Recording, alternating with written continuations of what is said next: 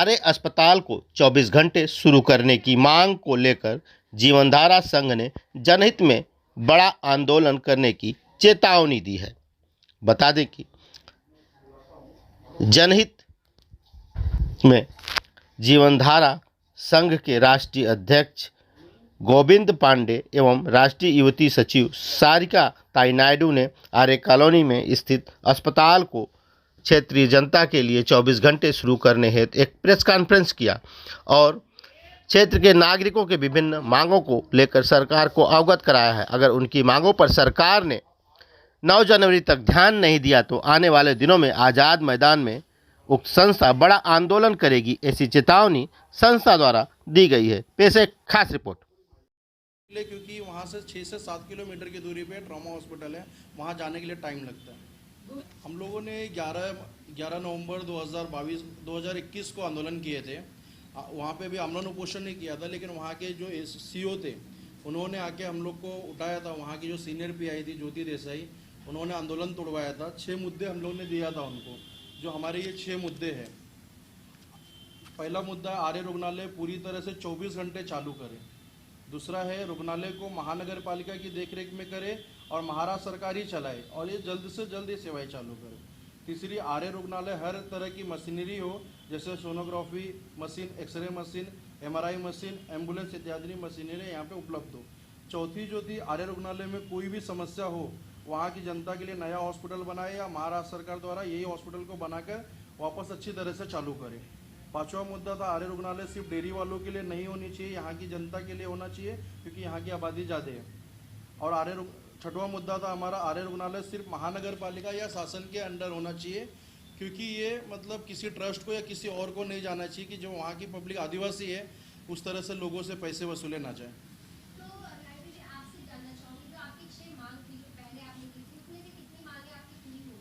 मांगे पूरी होने की तो दूर की बात रही, अभी तक तो उस पर कुछ एक्शन भी नहीं लिया गया है। ना वो हॉस्पिटल अभी तक चालू हुआ है, ना उसमें कुछ रिपेयरिंग हुई है। वो आधा 1 घंटे के लिए डिस्पेंसरी से भी कम वक्त के लिए शुरू होती है, फिर बंद हो जाती है और वहाँ पे कोई भी सुविधा नहीं है। हमें तो बस झूठा आश्वासन दे के हमारा उपोषण तोड़वाया गया था, लेकिन इस बार हम ऐसे झूठे आश्वासनों पे भरोसा नहीं करेंगे गवर्नमेंट की। अब हम 9 जनवरी को उपोषण करेंगे आज़ाद मैदान में और किसी के झूठे आश्वासनों पे नहीं उठेंगे। आपने कुछ मुद्दा उठाया था कि जानवरों के जो अस्पताल है वहाँ शुरू हो रहे हैं, लेकिन इंसानों को देखा नहीं जा रहा है। हाँ, हाईवे के पास एक वनराई के बाजू में जानवरों के डॉक्टर और डॉक्टरों का भी मतलब डेवलपमेंट अच्छी तरह से चल रहा है और हॉस्पिटल भी अच्छे बन रहे हैं। मतलब इंसान की वैल्यू कुत्ते बिल्लियों से भी घट गई है। आर्य के शासन और प्रशासन का ऐसा चेहरा हमें दिखाई दे रहा है। आपने कभी वहाँ के नगर सेवक या एमएलए हो या एमपी हो, वहाँ के जिनके क्षेत्र में आता है, कभी उनसे मुलाकात की, अपने बारे में बताया अपनी जो समस्या? मुलाकात करने के लिए हम 3-4 बार गए थे उनके ऑफिस पे, लेकिन जनता त्रस्त और नेताजी मस्त, इससे ज़्यादा तो कुछ नहीं हमें आता है।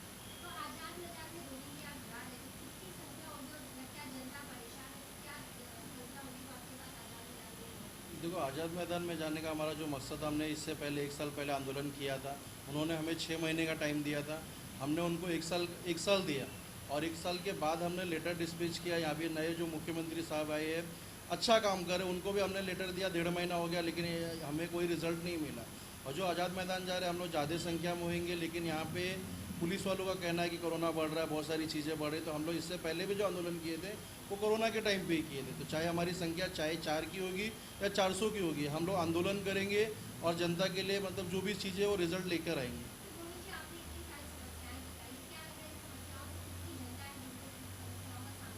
देखो, वहाँ पे कम से कम तकरीबन 4.5 से 5 लाख की पब्लिक है और वहाँ पे एक आमदार है, एक खासदार है, 2 नगर सेवक है। वहाँ पे वोट मांगते सब वोटर्स भी है, वहाँ पे वो वोटों की भीख मांगने आते हैं, लेकिन आज जनता के लिए कोई काम नहीं करना है उनको।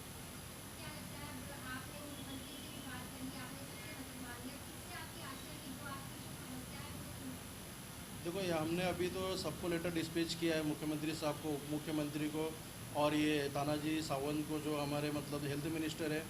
अभी उनका काम है, अभी हम अगर वो नहीं कर रहे तो हमारा काम है कि भाई आंदोलन करना और उन्हें जगाना आएंगे, फिर वहाँ पे अब उस तरह से हम बात करेंगे उनसे फिर।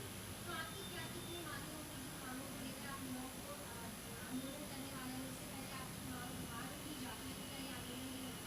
अगर हमारी मांग, आज प्रेस कॉन्फ्रेंस का भी मकसद यही रहा है कि अगर हमारी मांग पूरी होती है तो हमें प्रेस कॉन्फ्रेंस करने की या फिर आंदोलन करने की कोई ज़रूरत नहीं है। क्या क्या आपकी मांग है? हमारी 6 मांगे हैं। जो हॉस्पिटल पूरी तरह से बनाया जाए और पब्लिक सेवा के लिए हो, दूसरा, और उसके बाद वो किसी ट्रस्ट को ना दिया जाए, वहाँ की जनता के लिए हो, महानगर पालिका या शासन के अंदर हो। और उसके बाद यहाँ पे मतलब, और यहाँ पे जो हमारी मशीनरी है, sonography machine, X-ray machine, ambulance इत्यादि चीज़ों की वहाँ पे पूरी तरह से उपलब्ध हो। आर्य रुग्णालय में कोई भी समस्या हो, दूध वालों के लिए ना हो, सिर्फ वहाँ की जनता के लिए, जैसे वोट मांगते हैं वहाँ के 4.5 लाख पब्लिक के लिए वो हॉस्पिटल हो। और आर्य रुग्णालय में सिर्फ आर्य रुग्णालय महानगर पालिका में कोई ट्रस्ट को ना दिया जाए। एक्चुअली आप ये जो जनता की समस्या को लेकर लड़ाई लड़ रही है, क्यों आपने क्या मतलब है इस लड़ाई लड़ने की? जहाँ तक का मुझे पता है, हम एक एनजीओ के लिए काम करते हैं और हमारा काम ही सोशल वर्क है। इससे हमारा कोई लालच नहीं है, हम सिर्फ जनता की सेवा में खड़े हैं। जो जनता खुल के बोल नहीं सकती, जिनकी आवाज़ दबा दिए जाते हैं, सुन के अनसुना कहा जाता है, उन लोगों के लिए हम खड़े हैं। हमें वहाँ पे हॉस्पिटल बना के इसलिए चाहिए क्योंकि वहाँ से बहुत दूर से गरीब लोग हैं। कितने लोगों के घर पे लाइट नहीं है, रहते वो लोग 30 साल 50 साल, ऐसे जूने जूने लोग हैं, लेकिन उनके घर पे लाइटों की भी सुविधा नहीं है। क्योंकि जनता के आप नजरों के सामने अगर बात चलती है तो क्या वो अपनी समस्या को रखने के क्या है, वहाँ की जनता खड़ी होगी? ज़रूर। मैं भी ये जानना चाहेंगे, जब आप वहाँ पे सर्वे कर रहे थे तो जंगली जानवरों का जो हमेशा से रहा है कि वहाँ पे खौफ था, तो ऐसे में जब जानवर वहाँ पर अटैक करते हैं तो ऐसे लोगों को अस्पताल के लिए सबसे बड़ी सुविधा क्या मिलती है? उनको अस्पताल के लिए कोई सुविधा नहीं मिलती। लेट नाइट हो या शाम के टाइम पे भी बहुत बच्चों को चिता पकड़ा है। कुछ बच्चे, मैं भी वहीं पे रहती हूँ, मैं भी वहीं की रहीवासी हूँ, तो मुझे वहाँ के लोगों को देखने में मतलब ये नहीं है कि मुझे उनके ऊपर रिसर्च करना पड़ेगा। मैं वहाँ पे रह के अपने आँखों से जो देखा है वही आँखों देखा हाल आपको बता रही हूँ। तो कहीं कि बहुत बार क्या होता है कि समस्या होती है उसको लेकर नेताओं का कहना होता है करना चाहते हैं कि किस वजह से वो हो पा रहा है, लेकिन अगर आप ही नहीं सवालों की समस्या को कैसे दूर कर सकते हैं, आपके पास जवाब देखो, नेताजी के लोग के लिए कोई चीज़ें बड़ी बात नहीं होती, क्योंकि मुख्यमंत्री 2 दिन में चेंज हो जाते हैं और सरकार पलटी हो जाती है, तो जनता के लिए ही करते हो ना आप। उस जनता की जो समस्या है वो आपको हल करना चाहिए। और जब वहाँ पे आप वोट मांग सकते हो, 4.5 लाख की पब्लिक आबादी वहाँ पे बस जाती है, आप बोलते हो वो वन विभाग है, वहाँ पे 4.5 लाख की पब्लिक, आप वहाँ पे एसईओ है, एक पुलिस स्टेशन है, वहाँ पे लोग 4.5 लाख की आबादी होने के बावजूद अगर एक हॉस्पिटल दिए हो आप, तो उस हॉस्पिटल को सिर्फ दिखाने के लिए तो गवर्नमेंट से पूरी चीज़ें वहाँ पे पास हुई है, वहाँ पे बेड है, हॉस्पिटल बड़ा है, डॉक्टर भी आता है, तो पूरी तरह से बंद कर दो।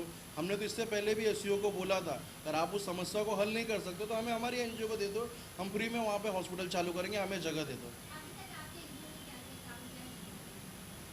हमारी एनजीओ ने लॉकडाउन के अंदर जो 93 डेज़ पर डे खाना दिया था मुंबई में, थाने में और भाईंदर में, और विधवा विवाह के लिए हम लोग कंटिन्यू मतलब काम करें। और हमारी सबसे बड़ी जो चीज़ें हैं वो लावारिस बॉडी पे हम लोग काम करते हैं, क्योंकि महाराष्ट्र में कहीं से भी लोग आते हैं, ऑल ओवर इंडिया से लोग आते हैं, जिसकी डेथ हो जाती है तो उनके घर वाले या कोई उनको पूछने वाला नहीं होता है, तो हमारी संस्था उन्हें ले जाती है और उनकी अंतिम क्रिया जो भी कास्ट से होते हैं उस तरह से हम लोग उनकी अंतिम क्रिया करते हैं और उनकी फैमिली तक पहुंचते हैं, और उनकी फैमिली में भी कोई प्रॉब्लम हो तो उनकी सुविधाएं हम लोग उनके तक पहुंचाते हैं।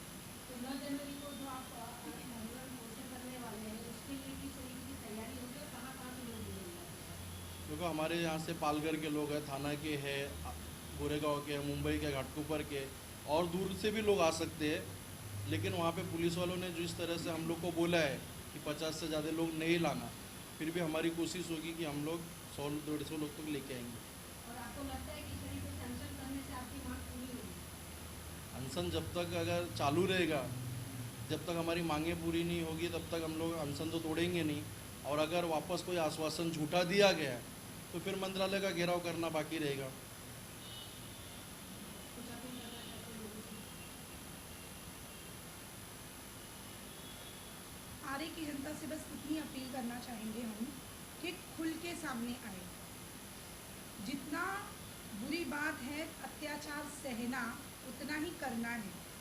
इसलिए सबको एक साथ आके इस हॉस्पिटल को चालू करने में खड़े रहना चाहिए हमारे संस्था के साथ। बस मेरा इतना ही जनता से कहना है। अभी प्रेजेंट टाइम पे वो 50 साल पुराना जिसकी हालत ऐसी हुई है ना कि मतलब खाट जो वहाँ पे 18 से 20 खाट है, उसकी भी हालत टूटी फूटी हुई है एकदम से। और एक डॉक्टर आता है सुबह, वो जो 2 घंटे में चले जाता है वहाँ से, तो वो दूध वाले के लिए भी तो पूरे लोगों के लिए वो सुविधाएं नहीं मिलती।